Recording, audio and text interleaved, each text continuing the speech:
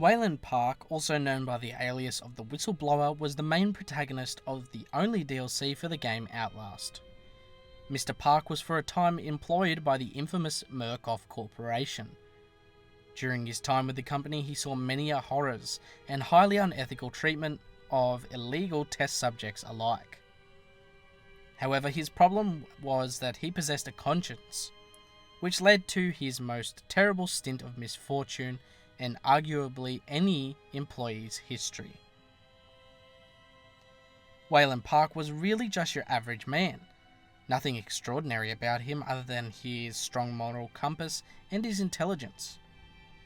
He was a well-built and average height guy.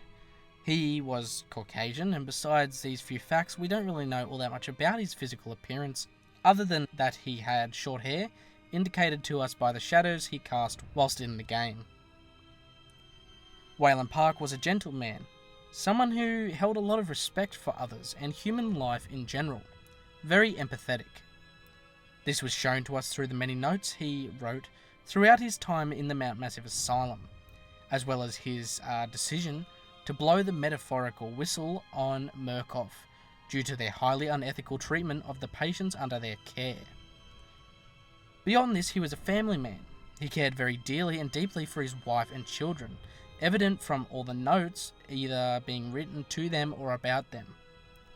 They were always in the forefront of his mind, which makes his decision to become the whistleblower all that more impactful. By doing this, he could endanger himself, and even his family, putting them at great risk from the evil corporation. However, these things he had seen had been too much for the man, and he could no longer stand by and let these horrific events unfold unbeknownst to the general public. While Waylon Park had a strong morality, his resilience may not have been to the same extent. We see this in his many notes and the times he contemplates suicide. Often during his time trying to escape from the facility, however, his drive to hopefully return to his family outweighed his desire to avoid a possibly horrific death. Mr. Park appeared from our limited time with him to be a quite intelligent person, evident from his particular style of writing and his position of employment with Murkoff, and the fact that he attended school at Berkeley. Not much is known about Waylon's past in his early life, though he did graduate from Berkeley with exceptional marks, and either prior to or during or after his school life met his soon-to-be wife named Lisa. The two ended up having 2 sons together, and he would later get a job in the field of software consulting and at some point acquired a 2-week contract deal with Murkoff Corporation at Mount Massive Asylum, with a level 3 security clearance where he could maintain the morphogenic engine and additional programming, alongside Murkoff's research and development division. However, after only a few days, trouble began. Murkoff kept him from seeing and contacting his family in any form, which led to the first distrust between him and the corporation. And after observing just how horrifically the patients were being treated by the scientists and doctors in the Mount Massive Asylum, he decided to reach out and hopefully stop this. He became a whistleblower when he made contact with an investigative reporter called Miles Upshaw. He told of the profit-motivated and progress-hungry staff, leading dangerous and irresponsible experiments on their patients. He did all this in the hopes that he could expose Murkoff's inhumane experiments to the public.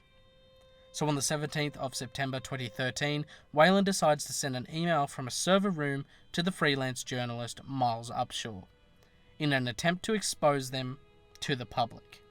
Upon sending the email, Waylon is interrupted by a colleague. This colleague informs him that he has been paged to the morphogenic engine's main control room. After arriving in the main control room, a Murkoff employee instructs Park on what they need. He fixes their program in preparation for the next morphogenic engine test subject.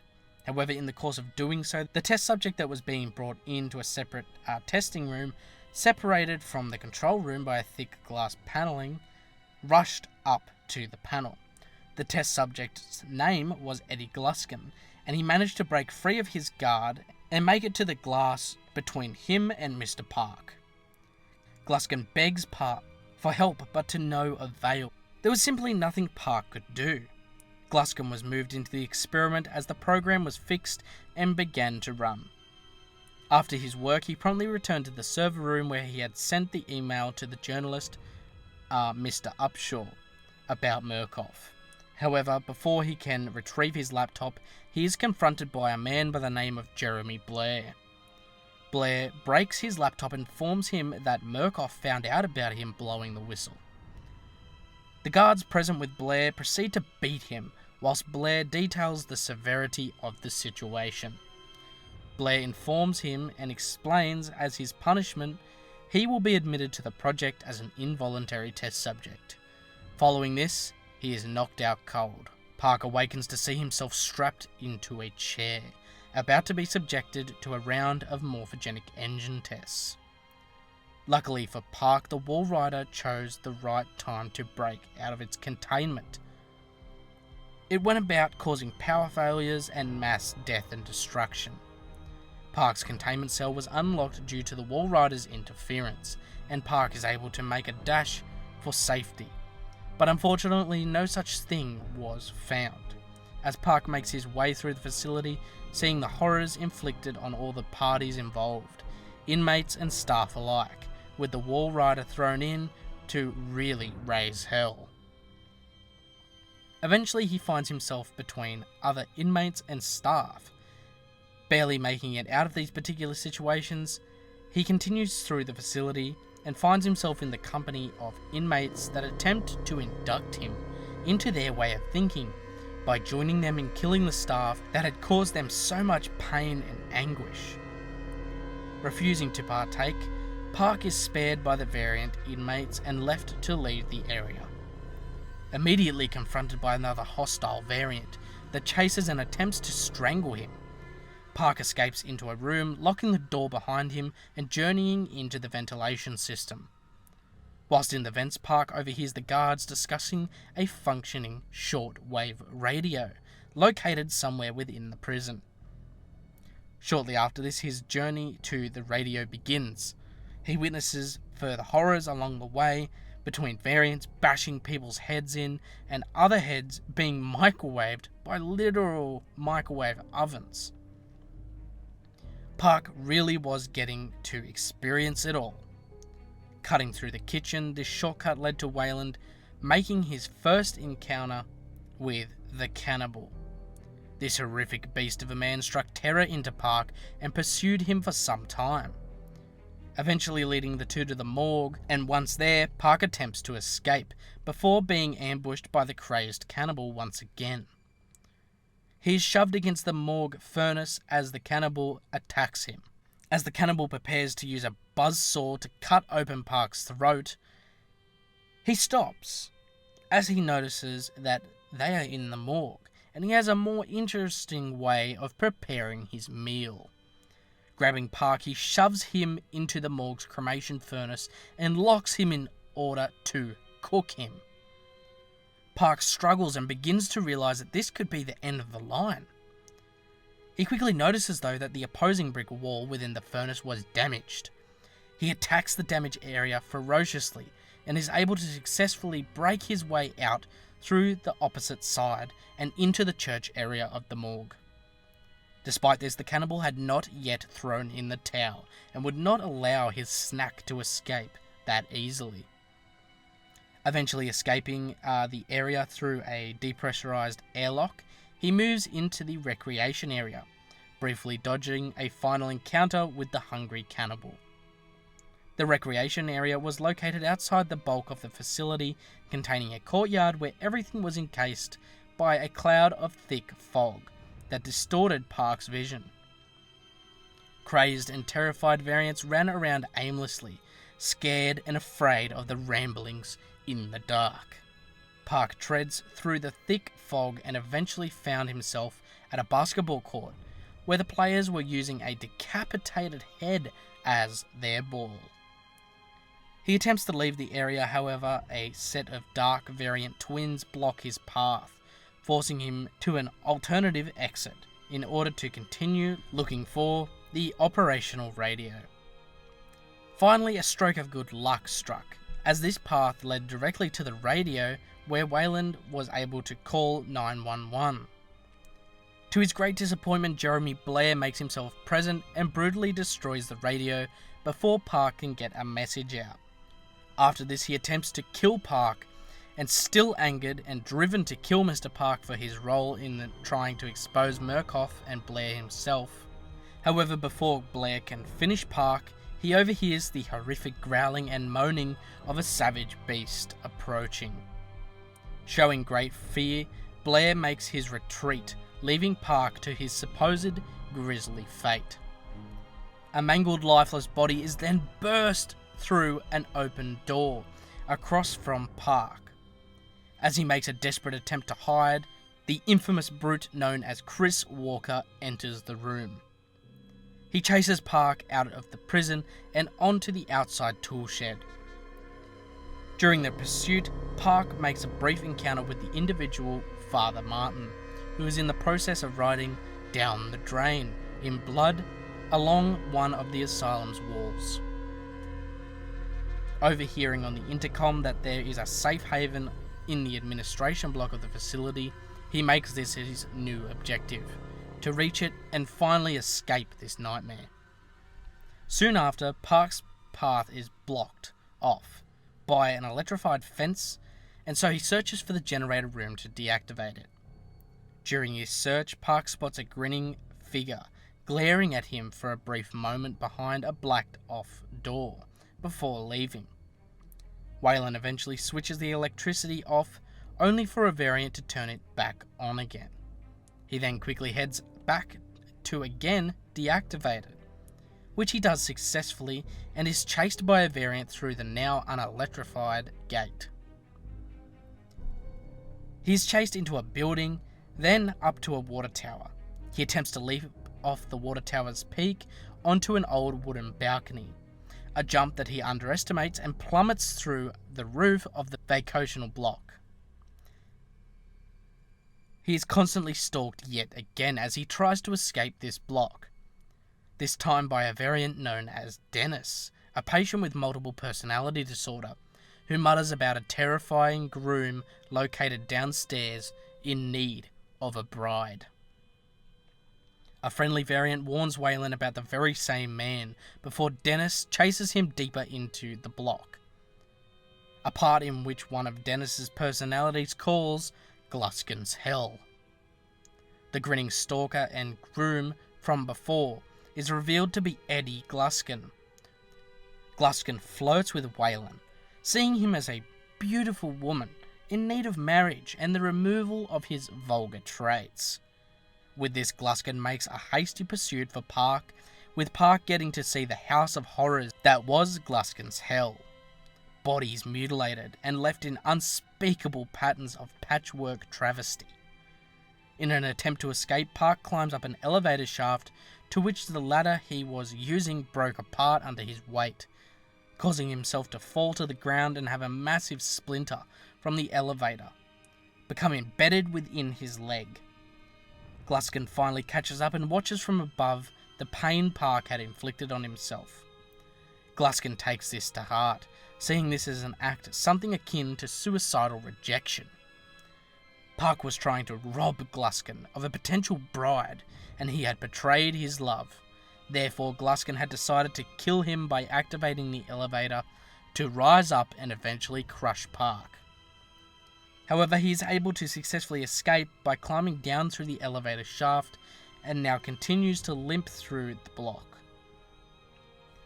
Before Park could escape the hellhole though, Gluskin grabs him and slams him into a locker that he jams closed and proceeds to drag him across the area to the deepest and darkest part of this block. He leaves Park safe and secure in his locker as he phases in and out of consciousness after being drugged by Gluskin. During his patchy sleep, Park observes Eddie Gluskin torturing and mutilating the male variants that he has captured in an attempt to transform them into women via castration and other horrific surgeries. However, he is displeased by all of them and eventually kills each in a horrific fashion. Waking again and coming back to complete consciousness, Park finds himself strapped atop a workbench with a table saw beginning to spin between his legs. Gluskin had stripped him of his clothes and was preparing to destroy and remove all things vulgar. Hint hint, it was his genitals. Before Gluskin could proceed with the plan, he was attacked by one of his would-be wives. This variant was able to help Waylon escape and distract Gluskin long enough for Park to make his way out of the hellhole. Park rushed on his damaged legs across the block of horrors as Gluskin overpowered his attacker and angrily followed his runaway in Park. Park is chased out a window by Gluskin, further injuring himself and making it harder to make a hasty escape. Landing in a gymnasium, Park looks up to see countless lifeless bodies suspended via ropes and metal rods from the ceiling of the gym, all previous subjects of Gluskin's handiwork. After finding a key for the exit of the block, he makes a last attempt to escape from Gluskin as Gluskin attacks Park. Just before he is successful though, Gluskin begins to beat Park relentlessly and proceeds to string him up by a rope to join with the rest of his failed project wives. However, as he is being hoisted up, the weight becomes too much as the ceiling begins to buckle under the straw to break the camel's back. The situation was quickly reversed as Gluskin is pulled up and impaled on a patch of metal rods. Gluskin dies slowly as he gives his last breath, clinging to Park, hoping for some kind of strange attachment to his favourite would-be bride. And with this, Gluskin is pulled further onto the rods and finally his reign of terror against Park ends. Waylon takes a moment to collect himself and recover from the crazy events that had just taken shape. Venturing into the male ward, Park finds the burning church of Father Martin, briefly missing his crucifixion. So many crazy things had occurred here this day that Park had begun to question what he was seeing anymore. After which he furthers on to encounter the dead body of the devilish Dr. Traeger, before having to evade the Murkoff's tactical PMCs. Eventually he does it and makes it to the final escape in the administration block. Once arriving, he gets his first good burst of sunlight in days. Fresh air unimpeded by the reeking stench of blood and guts spilt over the floor.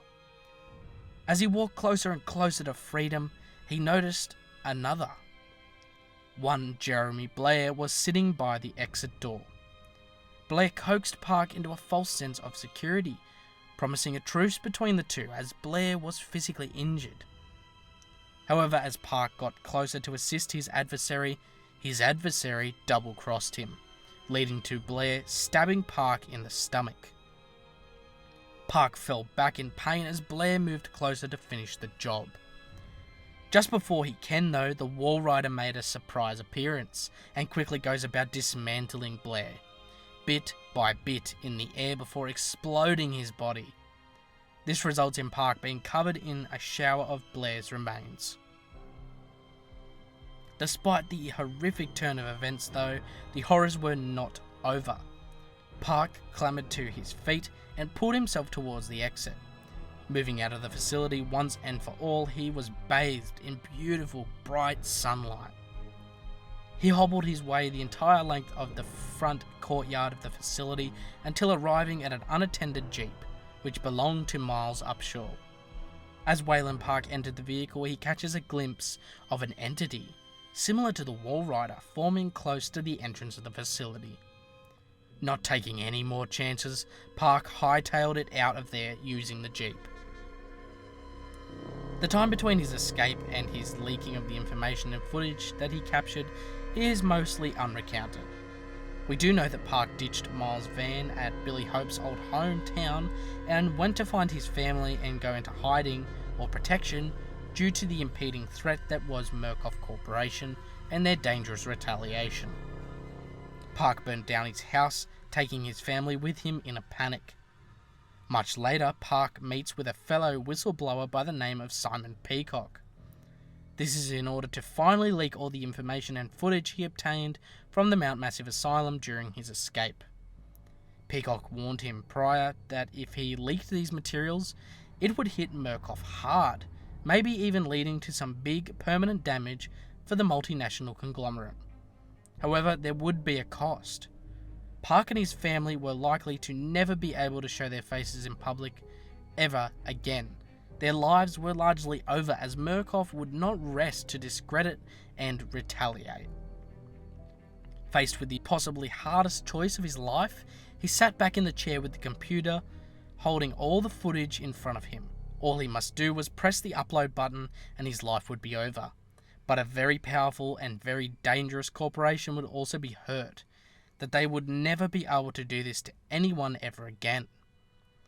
The pain, fear, hardship, suffering, hatred and anger, the insanity that he witnessed and even experienced for himself that Murkoff had inflicted and created.